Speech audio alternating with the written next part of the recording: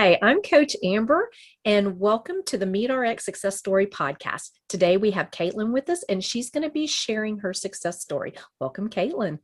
Hi. Okay, so let's get to it. The first question I want to ask you is, what was your life like before starting a meat-based diet? Were you having any issues, any health problems? I was having a ton of health problems. About 2.5 years ago, I was first diagnosed with fibromyalgia and prediabetes, and I was just put on medications at the time. It started to get worse where I was losing function of my hands. Um, I was having joint stiffness, muscle weakness, brain fog, extreme fatigue. I would spend days at a time not being able to do much of anything.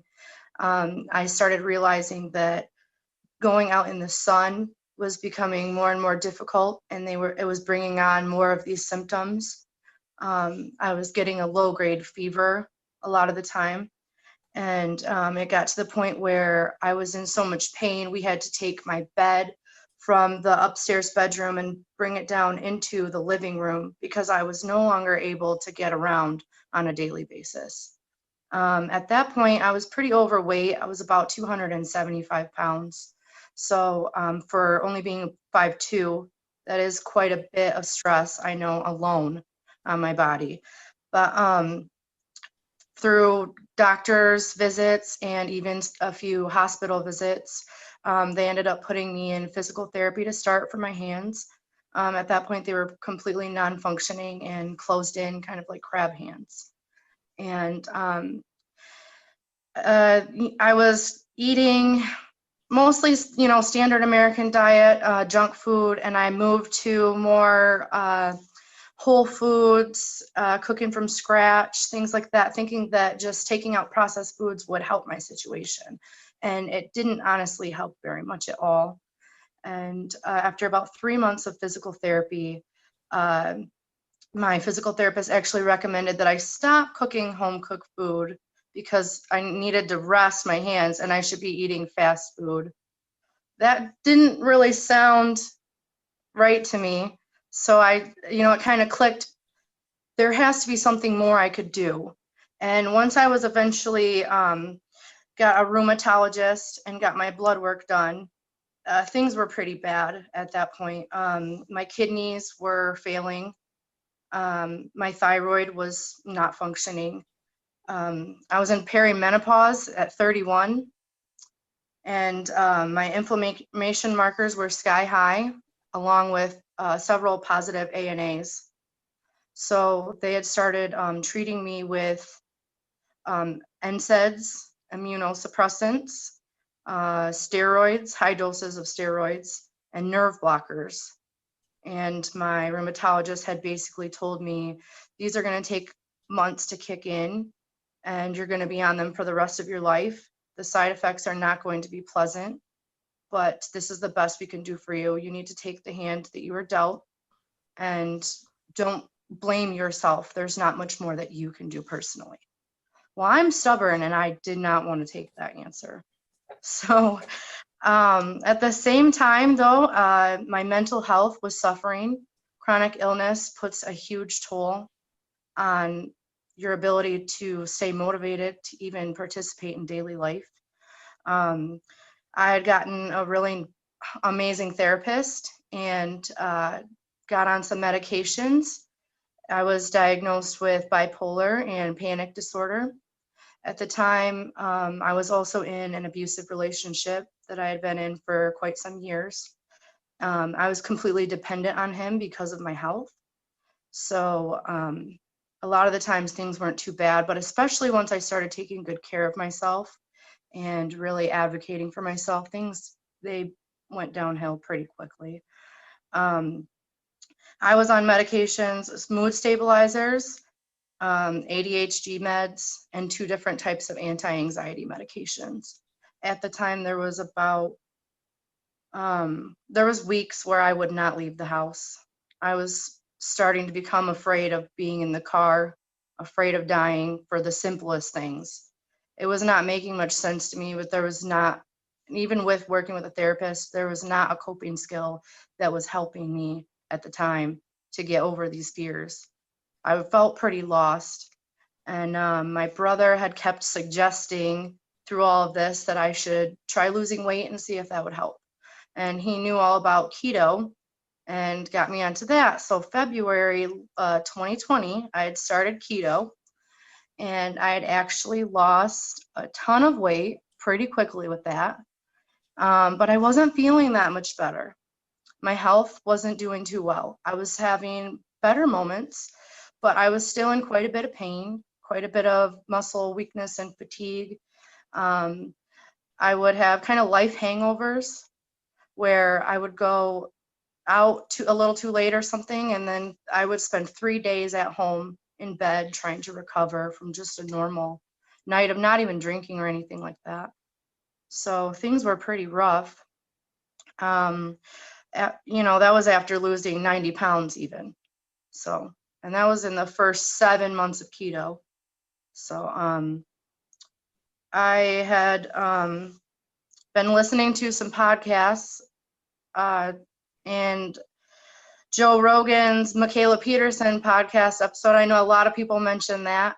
It really piqued my interest. She had a lot of issues that sounded similar to mine. And I thought, I am so desperate in this moment that I'm just going to dive straight in. So I got rid of the veggies and just started eating more meat. And within, I'd say 3 weeks, I started feeling, 50% better. It got to the point where I was able to get a job. I was able to leave the person and the relationship that I was in because I was able to work. I started weaning off my medications about 2 months in. And I couldn't believe that after everything I had been through, just eating carnivore had started helping so much. Kaitlyn, unfortunately, your story is not uncommon, but I'm thrilled to hear that things are on the mend. But let's talk a little bit about how did you implement your diet? You mentioned you got rid of veggies and you started eating more meat. What do you mean by that? Like, what kinds of meat? Did you include dairy or coffee or whatever you want to talk about? And also, did you have any transitional issues like digestive issues or fatigue or anything like that? So coming from keto, it wasn't too hard. I did actually like some vegetables at the time, so that was a bit difficult, just, restricting certain things. At first I was eating all meats, but then I quickly realized that something was not right. And I started reading into histamines. I realized that I have a histamine intolerance. I did not handle pork or chicken very well at all. I was getting tired and sometimes hives, and sometimes it would be as bad as stomach issues, going to the bathroom. It was just horrible pain, so bad. So once I realized that, I went to only beef, and that's currently what I'm still doing now. Steak is my favorite. I've ate ribeye at least once a day for the past 10 months, and I'm still not sick of it. So I'm pretty happy with that. I found beef bacon at one of my butchers, and I can have that occasionally, and that doesn't seem to bother me. I've recently introduced egg yolks back in. I eat those before my cycle so that I have the extra fat, so I'm not having any cravings. I feel like that's pretty helpful. And I'm starting to heal from the histamine intolerance. So once in a while, I have pasture-raised chicken as long as it's fresh, and salmon about once a month. So those things are doing good. But transitionally, besides that, there was a little bit of oxalate dumping. I realized that most of my inflammatory arthritis symptoms were from oxalates. And it was a little rough at first. I read a lot of Sally Norton's information, and I found a kind of electrolyte type balance that worked for me to help purge the oxalates. So I'm doing a lot better with that. And everything else has pretty much been smooth. That's awesome. Okay, so now my favorite part. You talked a little bit about some of the improvements you've noticed, but go over all the things you talked about in the first question, how that's changed for you. And also, was there anything that just kind of stood out that surprised you weren't expecting at all? Well, something that has changed dramatically is I take one medication now, and I was taking 12. It's just the antihistamine to help me get through because, sometimes it's just not the best that I want it to be yet. My gut's still healing. But besides that, I can't believe that I work full time when I spent about 4 years not being able to work at all. It's kind of a hard labor job sometimes too, so I'm pretty proud of myself for that. I have a gym membership. I work out 5 days a week. When I started, I couldn't lift 10 pounds, and now I'm up to 45 with my arms and like 100 with my glutes, 50 with my abs. So it's just crazy how far I've come since then. Not just that, but my anxiety is gone, completely gone. I traveled for the first time in my life this year, went on a plane by myself, just booked an Airbnb, made sure there was a butcher nearby, and went.